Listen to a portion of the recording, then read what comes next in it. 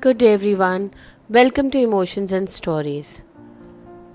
Today's story is called The Cursed Love of a Soul.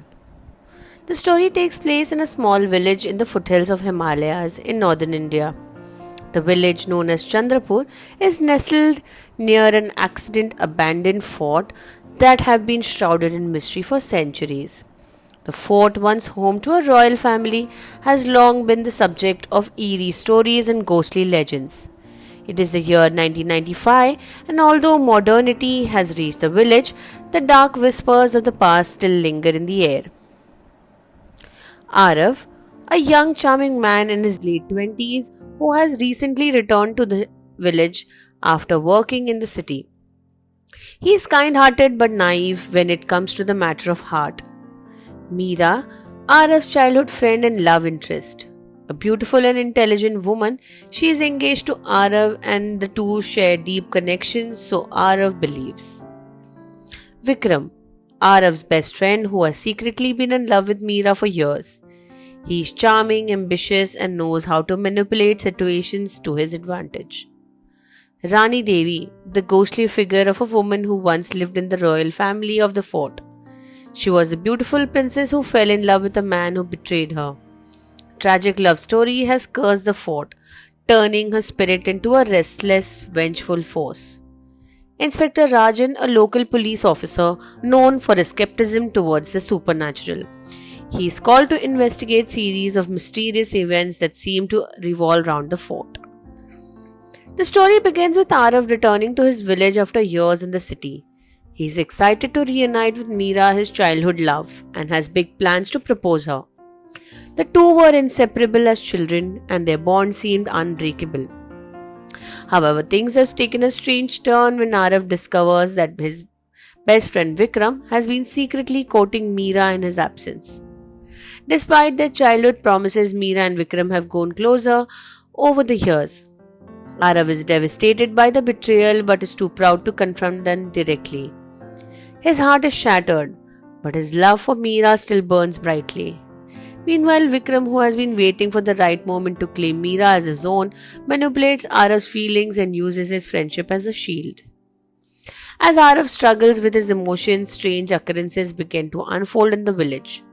Locals whisper about the old fort, saying it was haunted by the ghost of Rani Devi, a princess who had fallen in love with a man who had promised her eternal love but betrayed her for another.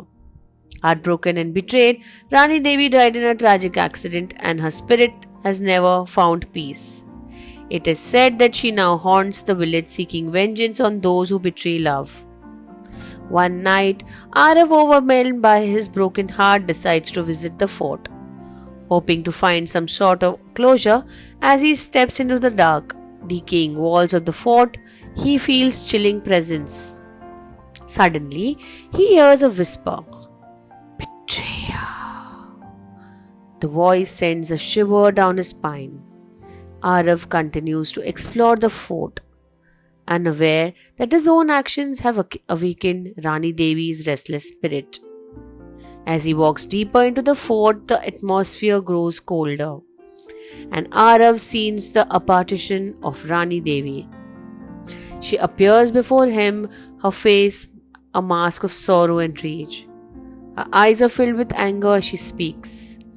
You have betrayed the one who loved you, just as he betrayed me. Now you will face the same fate. Arav, terrified, pleads for mercy, confessing that he had no intention of betraying Meera. But Rani Devi's ghost is unforgiving.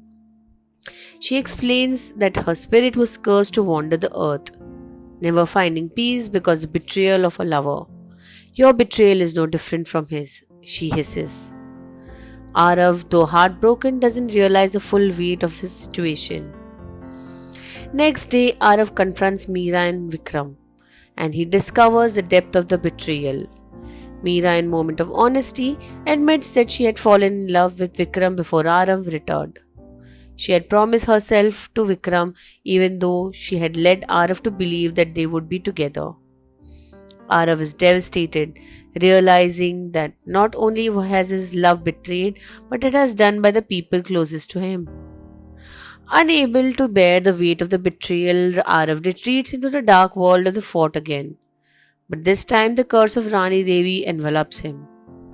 Rani Devi's spirit decides to make him experience the agony of betrayal in the most terrifying way.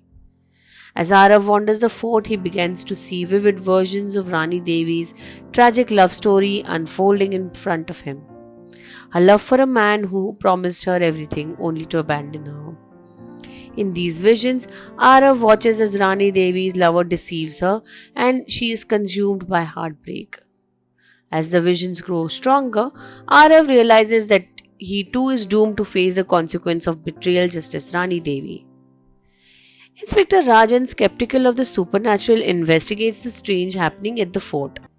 But as he delves deeper in the history of Rani Devi, he begins to piece together the connection between the ghost curse and the love triangle between Arav, Meera, and Vikram. The curse of betrayal is a powerful force, and only by truly understanding the pain of the spirit can it be undone.